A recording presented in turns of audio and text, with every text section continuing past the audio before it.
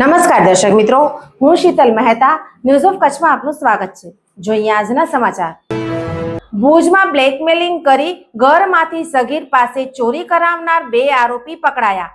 ફિલ્મની સ્ટોરી જેવી સસ્પેન્સ કહાની, જેમાં આરોપી ફરિયાદી સાથે ફરી રહ્યો હતો। પોતાના જ ઘરમાંથી 95 લાખ રોકડા મળી 1 કરોડથી વધુની માલમત્તાની કથિત ચોરી કરીને મિત્ર વીર ભાવસાર સાથે ગોવા ફરવા નીકળેલા ભુજના 19 વર્ષના લબરમુછિયા ઈશાન સિંઘના ચકચારી પ્રકરણમાં ગત રાત્રે અણધાર્યો વળાંક આવ્યો છે।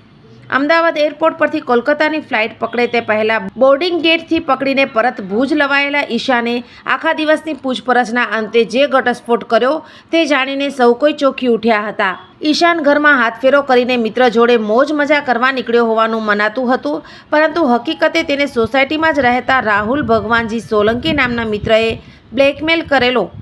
રાહુલે તેના ઘરમાંથી બળજબરીપૂર્વક ચોરી કરેલી અને ઈશાનને ગોવા ફરવા માટે ધકેલી દીધો હતો। ભુજની જૂની રાવલવાડીમાં આઈસ ફેક્ટરીની પાછળ આવેલા સિદ્ધાર્થ પાર્કમાં રહેતો ઈશાન ધોરણ 12માં એક્સટર્નલ વિદ્યાર્થી તરીકે અભ્યાસ કરે છે।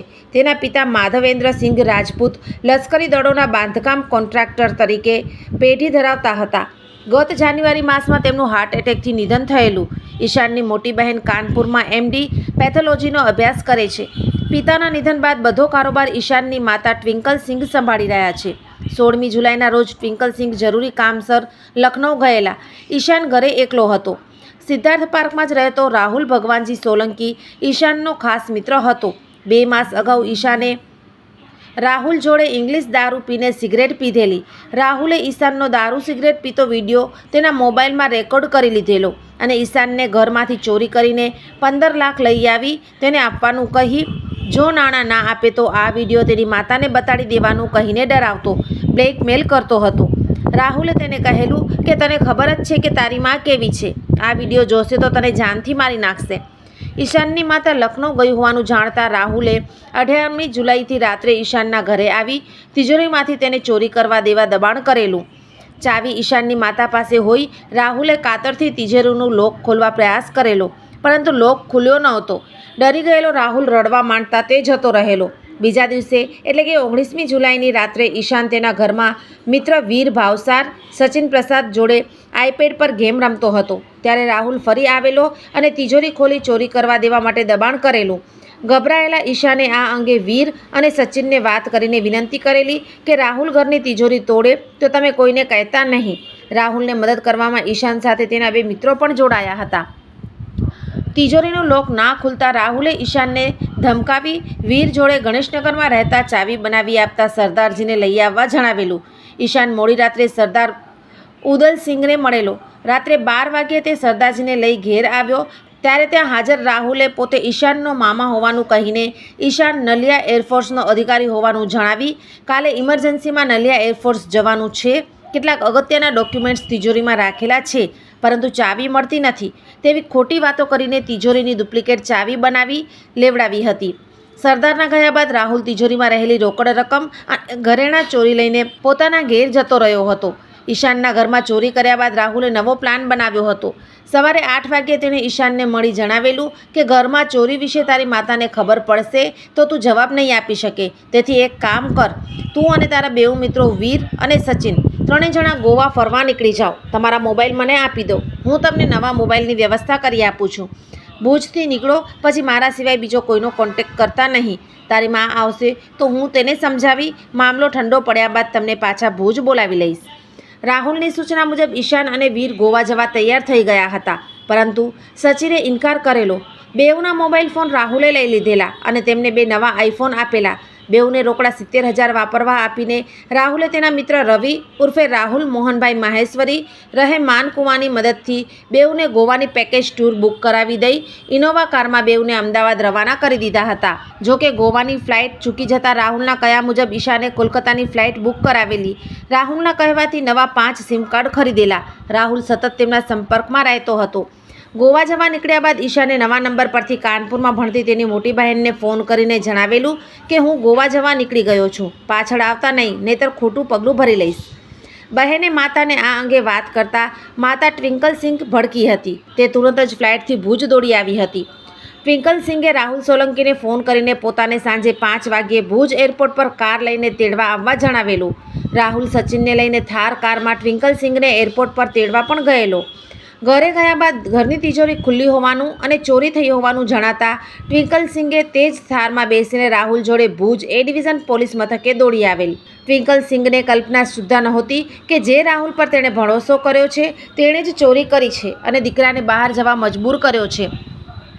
ઈશાને અમદાવાદ ક્રાઇમ બ્રાન્ચ સમક્ષ ઘરમાંથી અંદાજે 95 લાખ રોકડા અને દાગીના મળીને 1 કરોડથી વધુ મત્તાની ચોરી કરી હોવાનું જણાવી તે મત્તા ભુજમાં મિત્રને રાખવા આપી હોવાનું જણાવેલું.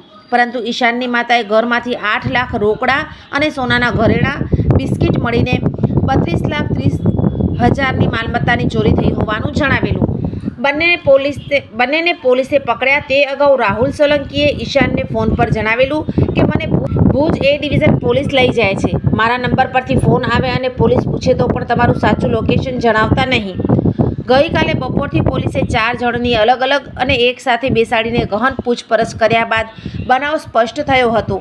મોડી રાત્રે રાહુલ સોલંકી અને રવિ ઉર્ફે રાહુલ મહેશ્વરી સામે પોલીસે ગુનો દાખલ કર્યો હતો. રાહુલ મહેશ્વરી ઇસુઝુ કંપનીમાં શોરૂમમાં નોકરી કરે છે. પોલીસે તેની ઓફિસમાંથી ચોરીના રૂપિયા અને ઘરેણાં રિકવર કર્યા છે. બેઉ એક દિવસના રિમાન્ડ પર છે.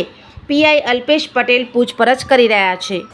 ભુજ ખાતે એ ડિવિઝન પોલીસ સ્ટેશનમાં એક ફરિયાદ નોંધાયેલી હતી, જેમાં ફરિયાદી જે છે ટ્વિંકલ સિંઘ કરીને બેન, એમણે ફરિયાદ નોંધાવેલી કે તેમના 2 દીકરાને ઈશાન સિંઘનું અપહરણ કરવામાં આવ્યું છે અને પૈસા એમના ઘરમાંથી ચોરી થયા છે. પૈસા રોકડા 8 લાખ અને બીજા દાગીના અને એમ કરીને ટોટલ 32 લાખ જેટલી રકમની ચોરી થઈ છે. એ પ્રમાણેની ફરિયાદ આપેલી, જે આધારે પોલીસ સ્ટેશન દ્વારા પોલીસ સ્ટેશન એ ડિવિઝન અને ક્રાઇમ બ્રાન્ચ અને એસઓજીની ટીમો બનાવીને ઇન્વેસ્ટિગેશન કરવામાં આવ્યું હતું. અને એવું જાણવા મળ્યું કે જે ફરિયાદી છે એમનો દીકરો ઈશાન સિંઘ અને ઈશાન સિંઘનો મિત્ર દેવ ભાવસાર, આ બંને જણા એમના 2 મિત્રો રાહુલ મહેશ્વરી અને રાહુલ સોલંકી નામના 2 મિત્રો સાથે પહેલાંથી સંબંધ હતો, એ લોકોને મિત્રતા હતી ને એમને આ બંને રાહુલે એવી ધમકી આપેલી કે તમારા સિગરેટ પીતા અને દારૂ પીતા ફોટા અમે તમારા મા બાપને આપી દઈશું, એમ કરીને એમની પાસેથી આ જે ફરિયાદી કોઈ કામ અર્થે દિલ્હી ગયા હતા અને એમની ગેરહાજરીમાં આ છોકરાઓ પાસેથી તિજોરીની લોકરની ચાવી મેળવી લીધી અને એક બીજા સરદારજીને બોલાવીને એ ચાવીની ડુપ્લિકેટ ચાવી બનાવડાવીને આ તિજોરી ખોલીને એમાંથી રોકડા રકમ 8 લાખ અને દાગીના એ બધું એ લોકો ચોરી કરીને લઈ ગયા હતા. અને એ લોકોને ટીમો બનાવેલા ટેકનિકલ સર્વેલન્સ અને હ્યુમન રિસોર્સિસના આધારે બંને આરોપીને એ ડિવિઝન દ્વારા હસ્તગત કરવામાં આવેલ છે. ફરવા જવાની જે મોડસ ઓપરેન્ડી વાપરવામાં આવી છે, શું હકીકત? એમાં ફરવા જવાની જે મોડસ ઓપરેન્ડી છે એમાં એ લોકોએ એવું પિક્ચર ઊભું કર્યું હતું કે આ લોકોને એમની ટિકિટ કરાવી, એમને એવું કીધું કે તમે ગોવા જતા રહો, અને એકચ્યુઅલમાં એ લોકોને ગોવા નહીં પણ એમને જ્યારે તપાસ કરવામાં આવી અમદાવાદ ક્રાઇમ બ્રાન્ચની મદદ લઈને એમના સર્વેલન્સના આધારે, ત્યારે એ લોકો ત્યાં એરપોર્ટ બાજુ એમનું લોકેશન મળ્યું અને પછી ખબર પડી કે એમની ગોવાની પણ કલકત્તા જવાની એમની સાંજની ફ્લાઇટની ટિકિટ હતી. સર, કેટલા આરોપીઓને પકડી પાડવામાં આવ્યા? હાલ 2 આરોપીઓને પકડવામાં આવેલા છે, એક રાહુલ મહેશ્વરી અને રાહુલ સોલંકી. બંને આરોપી છે એમને કેટલા રૂપિયા મળ્યા છે આમાંથી? હા, એમાં એમની પાસેથી હાલ પૂરતા રોકડા રૂપિયા અને ઘરેણાં, સોનાનું બિસ્કિટ ને બધું જે છે, રાહુલ મહેશ્વરી જે ઇસુઝુ કંપનીમાં નોકરી કરે છે એની ઓફિસમાંથી સોનાની લકડી એટલે પેલું બિસ્કિટ અને સોનાની બંગડી અને વીંટી ને બધું મુદ્દામાલ કબજે કરવામાં. હા, હવે એ બાબતમાં હજી આગળ તપાસ થશે વિડીયો બાબતમાં, પછી ચાવી જેની પાસે બનાવડાવી છે અને જે બાકીના જે એવિડન્સીસ છે એ એકત્રિત કરવામાં આવશે. આજરોજ આરોપીઓને નામદાર કોર્ટમાં રજૂ કરીને તેમના રિમાન્ડ મેળવવાની તજવીજ હાથ ધરવામાં આવેલી છે. શું તમને ખબર છે ડેન્ગ્યુ તાવ એડિસ ઇજિપ્તી મચ્છરો દ્વારા ફેલાય છે? એડિસ ઇજિપ્તી મચ્છર દિવસે કરડે છે. આ મચ્છર ઘરમાં જમા થયેલ પાણીમાં ઉત્પન્ન થાય છે. આ મચ્છર ઉત્પન્ન ના થાય એના માટે શું કરવું જોઈએ? દર રવિવારે માત્ર 10 મિનિટ ફાળવીએ અને મચ્છરોને ઉત્પન્ન થતા અટકાવીએ.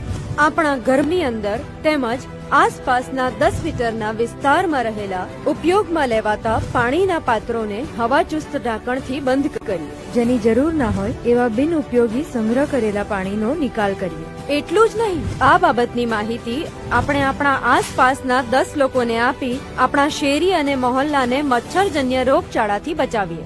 આપણા પરિવાર માટે 10 મિનિટ ફાળવીએ, મચ્છરોની ઉત્પત્તિ અટકાવી મચ્છરજન્ય રોગોથી બચીએ. આરોગ્ય અને પરિવાર કલ્યાણ વિભાગ, ગુજરાત સરકાર દ્વારા જનહિતમાં જારી. દર્શક મિત્રો, આજે તારીખ 24 જુલાઈ 2025. આ હતા આજના સમાચાર. આવતીકાલે ફરી મળીશું. ત્યાં સુધી મને રજા આપશો. નમસ્કાર.